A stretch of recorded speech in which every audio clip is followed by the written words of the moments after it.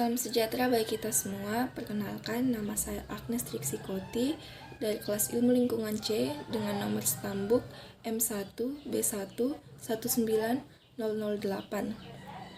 dari Fakultas Kehutanan dan Ilmu Lingkungan. Di sini saya akan mempresentasikan tugas dari mata kuliah Pengelolaan Lingkungan Hidup yang berjudul Masalah Lingkungan Hidup. Baik, dimulai dari rumusan masalahnya, yaitu apa masalah yang terjadi di lingkungan hidup, dan tujuannya yaitu untuk mengetahui masalah-masalah yang terjadi di lingkungan hidup. Yang kedua, untuk mengetahui penyebab terjadinya masalah tersebut. Yang ketiga, untuk mengetahui cara mencegah kerusakan tersebut. Selanjutnya yaitu pembahasan, dimulai dari efek rumah kaca.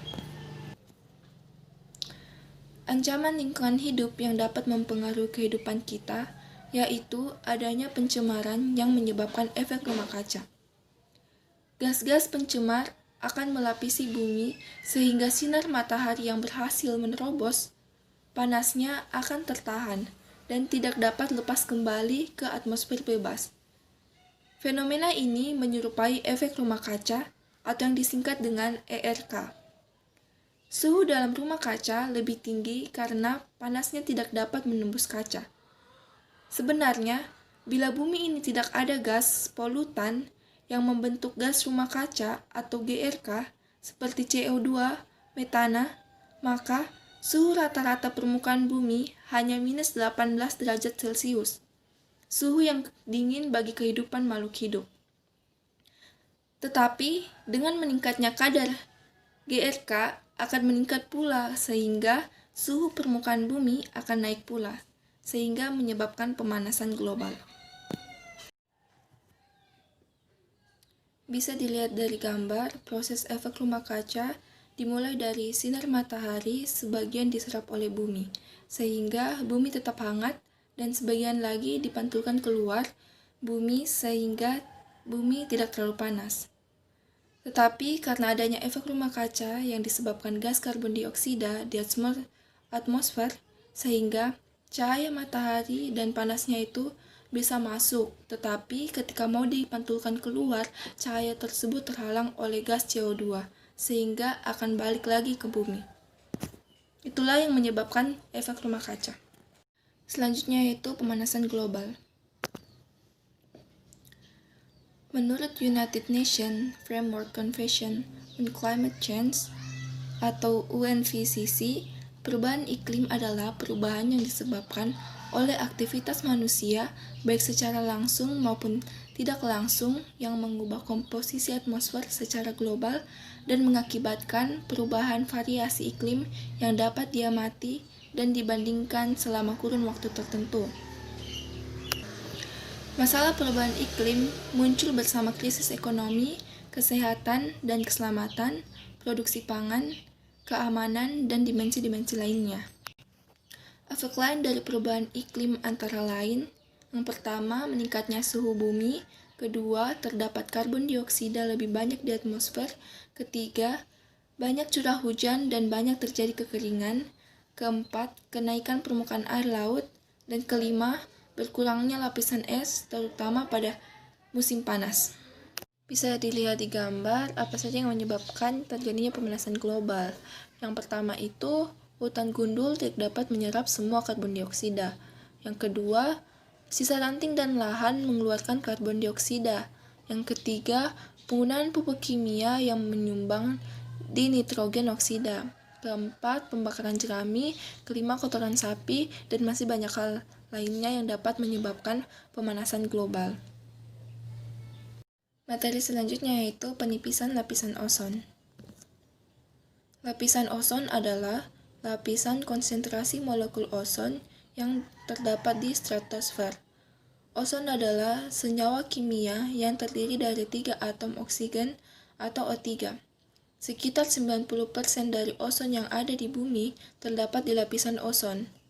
Di lapisan atmosfer, dekat permukaan bumi, ozon dapat mengganggu kesehatan.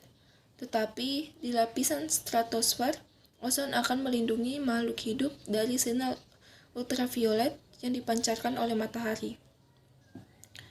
Berlubangnya lapisan ozon mengakibatkan semakin banyak radiasi yang mencapai permukaan bumi untuk manusia.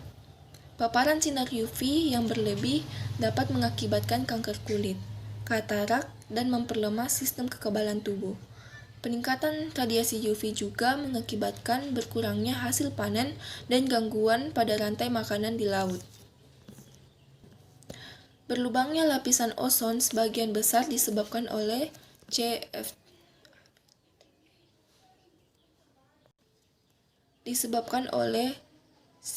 CFC atau chlorofluorokarbon, HCFC atau hidroklorofluorokarbon, HFC hidrofluorokarbon, dan PFC perfluorokarbon. Peristiwa berlubangnya ozon karena CFC melalui urutan sebagai berikut.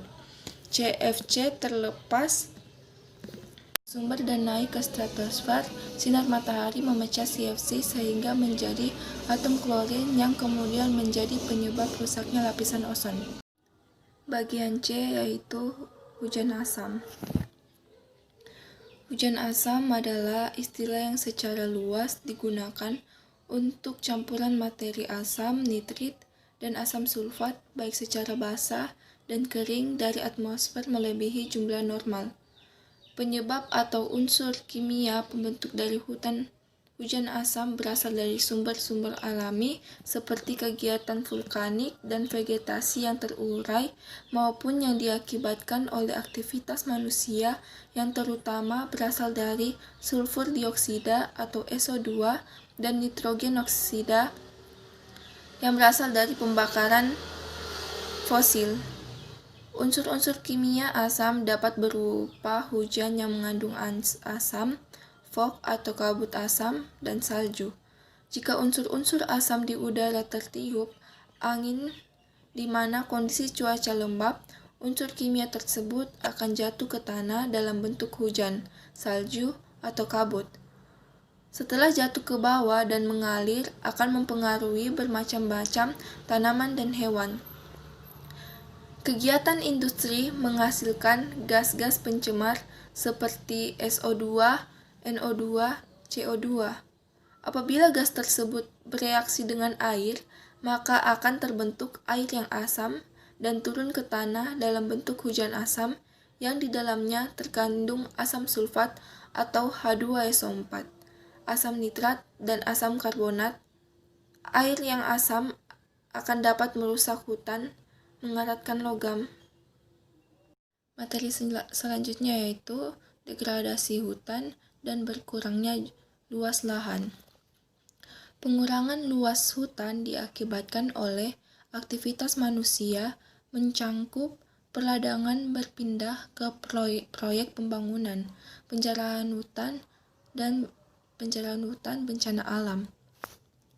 Di sini saya membagi kerusakan hutan yaitu kerusakan hutan tropis dan kerusakan hutan bakau. Yang pertama itu kerusakan hutan tropis disebabkan penjarahan yang dilakukan secara terang-terangan menyebabkan hutan rusak parah. Di samping pencegahan kerusakan juga diakibatkan karena kebakaran baik karena faktor alam maupun ulah manusia yang tidak bertanggung jawab. Yang kedua yaitu kerusakan hutan bakau atau lebih dikenal dengan mangrove, adalah hutan yang tumbuh sepanjang daerah pantai atau sekitar muara sungai dan sangat dipengaruhi pasang surut air laut. Ekosistem hutan mangrove tumbuh di daerah pantai yang landai dan terlindungi. Tempat yang paling ideal untuk pertumbuhan hutan mangrove adalah sekitar muara dan delta sungai yang lebar dan kaya dengan lumpur dan pasir. Materi selanjutnya yaitu penurunan kualitas sumber daya alam.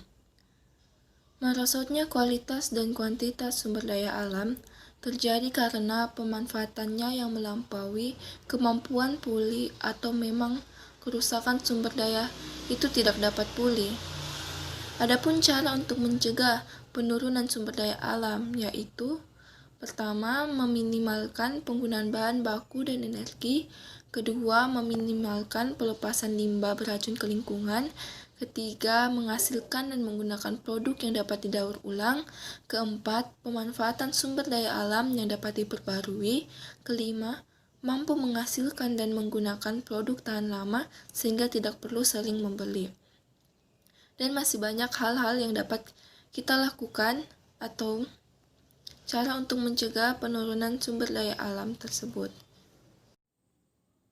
Materi selanjutnya yaitu pencemaran lingkungan. Pencemaran lingkungan merupakan masalah lingkungan yang paling parah. Hampir semua sumber daya yang penting bagi kehidupan yaitu tanah, air, dan udara telah tercemar, terutama di kota-kota besar. Tanah dan air banyak tercemar oleh sampah dan limbah rumah tangga, pestisida dan limbah berbahaya dan beracun lainnya. Sementara udara telah banyak tercemar oleh gas buangan kendaraan bermotor, mobil, gas buangan pabrik, dan berbagai hasil aktivitas manusia lainnya. Akibat dari pencemaran ini, sumber daya alam menjadi merosot yang juga akan menyebabkan kemerosotan kualitas hidup manusia pada akhirnya. Materi selanjutnya yaitu bagian G, musnahnya spesies. Laju pengerusakan hutan yang tinggi mengakibatkan kondisi keanekaragaman hayati yang makin mengkhawatirkan. Pada saat ini, akibat dari pengerusakan hutan telah menyebabkan Indonesia mempunyai daftar spesies terancam punah terpanjang di dunia, yaitu 126 jenis burung, 26 jenis mamalia, dan 21 jenis reptil. Spesies yang dipastikan telah punah diantaranya harimau Jawa dan harimau Bali.